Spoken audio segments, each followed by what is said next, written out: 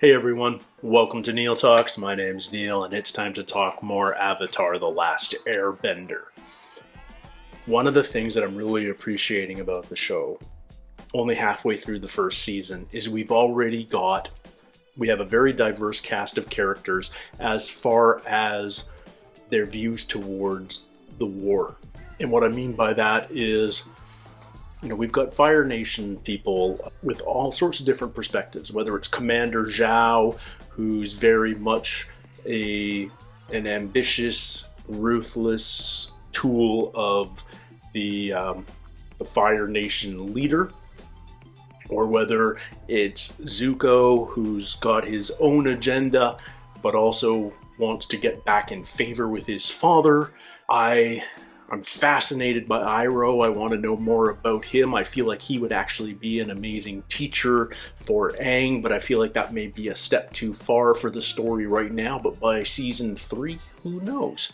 And we've also got people in the Fire Nation, like our one priest from Avatar Roku, I forget his name, Shayu, something like that, who's actually sympathetic to the Avatar and willing to help, even if it means going against the orders of their own nation.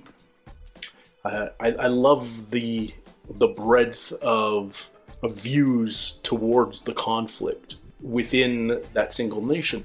And we're starting to see that on the other side as well. For the people fighting against the Fire Nation, fighting back, we certainly have the Avatar, we have Aang and Katara helping out various villages and whatnot, fighting back, but we've also got groups like Jet's little band of outlaws who are fighting back in their own way, but they're too extreme for Aang and Sokka and Katara. They're willing to kill innocent villagers as collateral damage in order to exact revenge upon the Fire Nation, and that's a step too far. So yeah, finding your own path isn't as simple as picking a side in this world.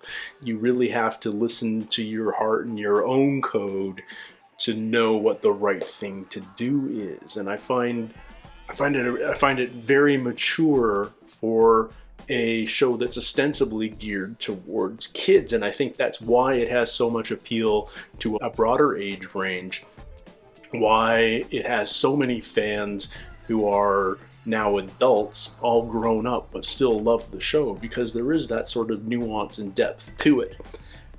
I'm excited just to watch some more episodes. I really like where the story's going. I don't know where the story's going, but I like how it's evolving, and I'm ready to jump into this one if you are. This one's episode 11, and it's called The Great Divide. Oh. Little country banjo to start things off. Aren't you forgetting the tarp? Right, got it. On top of the tent. So we don't get rained on. Ordinarily, you'd be right, but seeing how it's the dry season, you're not. It's gonna rain any second, right? Why don't you worry about gathering the firewood, because that kindling's looking pretty sorry. Well, if you don't like my firewood... Fine by me! Hey, where's the campfire? And what happened to the tent? Why don't you ask Miss Know-It-All, Queen of the Twigs? Oh, yeah? Well, you're Mr. Lazy Bum. Why don't you just switch jobs? Sounds good. Whatever. All in a day's work for the Avatar.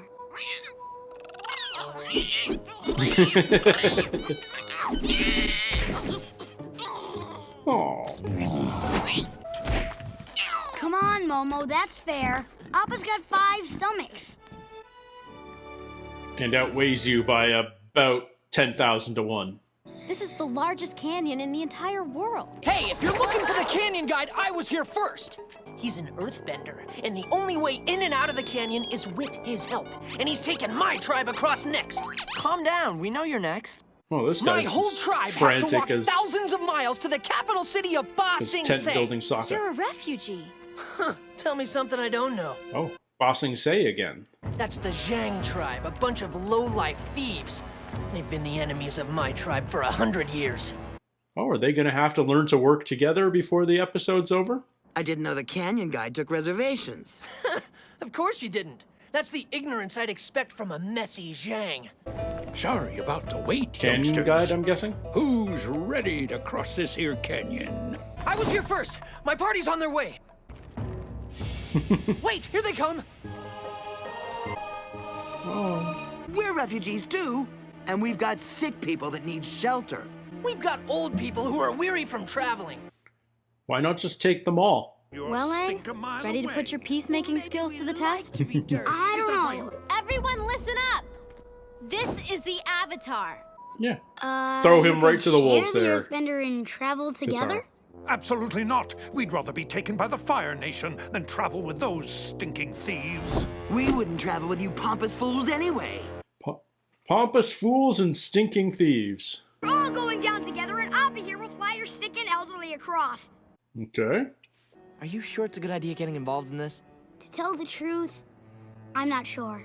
But when have I ever been? He's the Avatar, Sokka. Making peace between people is his job. His job's gonna make us cross this whole thing on foot, isn't it? No food allowed in the canyon. It attracts dangerous predators. No food?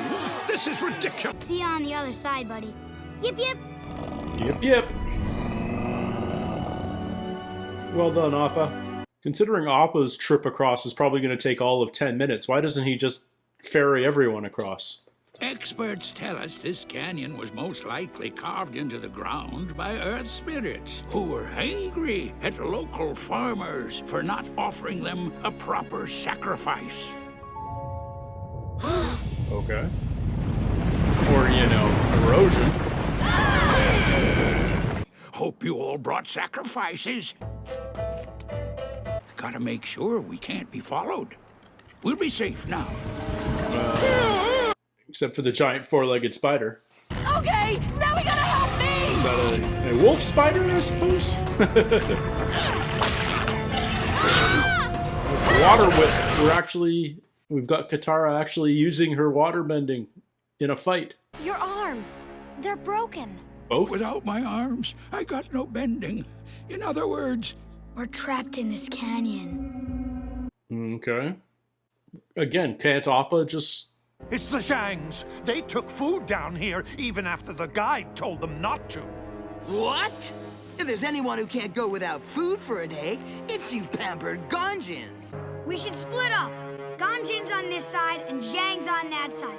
We'll travel in 2 separate lines. Okay.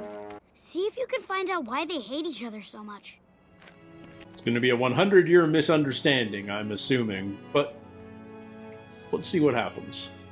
Can't Appa So just you guys aren't gonna fly put up your everyone tarps? out? What for? It's the dry season. Exactly! You really think it'll rain? No, but you can never be too careful, right? All right, kindred spirits. They did smuggle food. Why should my people go hungry when the sneaky Zhangs are stuffing their faces? I guess it's okay if everyone's doing it. Mm-hmm. The patriarch of our tribe, Jin Wei, was an earthbender warrior transporting our sacred orb from the Great Eastern Gate to the Great Western Gate. Okay. Jin Wei was attacked by one of the Zhang, a vermin named Wei Jin, who looked at the orb with envy. Jin Wei and Wei Jin? You can never trust a Zhang. I know what you must be thinking. We're horrible for endangering everybody by bringing food down here. Our conflict with the Gonjin goes back over 100 years. What's their side of the story? Oh, I like its Our different forefather, animation style. Wei Jin, it was a man of the Gonjin tribe. Jin Wei collapsed on the ground. Noble Wei Jin stopped to help him. Jin Wei insisted the orb was more important and asked him to take it back to his tribe. But as Wei Jin crossed the border to return the orb into Gonjin territory, he was arrested. Okay. We Zhangs will never forget that injustice. So who did the initial attack? A third party, presumably. We'll be out of here soon enough. And then we can eat our weight in lychee nuts. And flies. Nah, I'll wait for the lychee nuts. Will these people cooperate long enough to get out of the canyon? I don't think so, Aang. The Zhangs really wronged the Ganjins. Wei-jin didn't steal the orb. He was returning it to their village gate and was wrongfully punished by the Ganjin. Not punished enough, if you ask me. Oh. Aang's the only rational being here. Why, you dirty thief! You pompous fool! Harsh words won't solve problems. Action will. Perhaps the Avatar is right. Oh, jeez.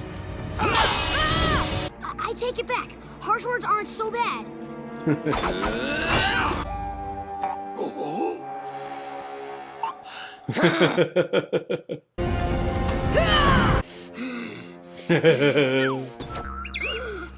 Is that food? Unbelievable! You guys put our lives in danger because you couldn't go without a snack for a day? What is... Okay. So hungry. His eyes. Oh dear. Canyon crawlers. I don't care about this stupid feud. I just want us to get out of here alive. Me too. I only took their side because they fed me.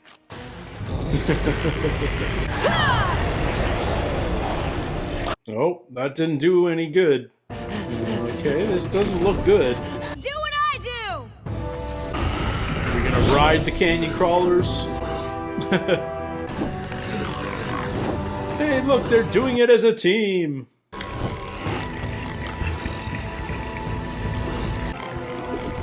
Are we gonna debag the canyon crawlers? Otherwise, they're gonna starve to death. Yeah, what about their muzzles? Perhaps we're not so different after all. Too bad we can't rewrite history. You thieves. Jin Wei? Wei Jin? I know those guys. I was there 100 years ago on the day you're talking about. Oh, well, that's convenient. First of all, Jin Wei and Wei Jin weren't enemies. They were brothers. Twins, in fact. And they were 8. And most importantly, they were just 8? playing a game. And the eastern and western gates were the goalposts. So the official put him in the penalty box. Not for 20 long years, but for 2 short minutes. You're saying the sacred orb was actually a sacred ball? Nope, just a regular ball. Don't get me wrong, Wei Jin was kind of a slob, and Jin Wei was a little stuffy. That much is true. But they respected each other's differences enough to share the same playing field. I suppose it's time we forget the past. And look to the future. Let us travel to the Earth Kingdom capital as one tribe. I'm going too! I'm sick of this place! That's some luck you knew Jin Wei and Wei Jin. You could call it luck. Or you could call it lying. What? I made the whole thing up. You did not. That is so wrong. Aang, you little sneak. That was probably the most like what you would expect from a kid's show so far. And what I mean by that is it was a very simplistic, on-the-nose plot.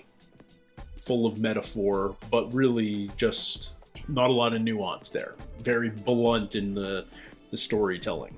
The metaphor of the Great Divide, it's between the 2 tribes, and to get to the other side, they have to come together and become one, and the telling of the same story in 2 different ways. It's got that Rashomon thing, but obviously at a very simple level. The one twist which I really appreciate is we won't actually know what happened. We know Aang lied, and one of the things that makes this very kid-like to me is how quickly the 2 tribes just accept his story and mend ways, even though it's been 100 years of distrust and conflict between the 2 tribes. But, you know, it is a cartoon, and it is for kids. This one just felt a little less nuanced than previous episodes, which I felt really weren't afraid to make things a little more complicated and trust the audience. This felt like it was talking down to the audience a little bit, even though that audience is kids. But things I liked about this episode, I like the shift in artistic style between the 2 stories. And I like that there's that morally gray area at the end, that Aang did lie to bring peace to these two tribes. We don't seem to have an issue with that. That's almost kind of the funny joke at the end, that he just made it all up. So yeah, there is some moral ambiguity to this series, which I appreciate, because I feel like if Aang was nothing but like perfectly good and moral and just, then he's much less identifiable and relatable. And by making him make choices like that, it raises all sorts of interesting ethical questions. You know, like, are you willing to do something bad, you know, tell a white lie, in order to achieve something good? You know, bring peace to these two tribes. And yeah, you know, I'd say that's the adult thing hidden in this kid's story. I appreciate that. Yeah, this show, it continues to surprise, but I do feel like we're still taking this first season to iron out the wrinkles a little bit and find a really sure footing. But I see that we're heading in the right direction. Yeah, I'm eager to see where it goes next. Thank you guys so much for spending a little time with me here today on Neil Talks. Don't forget to comment down below. I'd love to hear what your thoughts about this episode in particular were. And if you haven't yet, don't forget to like and subscribe. If you can't wait for my next reaction next week, consider checking out my Patreon at patreon.com/NeilTalks, where we're 4 weeks ahead already. And yeah, you can see all of those reactions right now. You can also see my full-length reactions as they come out if you're so inclined. So until next time, everybody, take care, stay healthy. We'll see you soon. Cheers.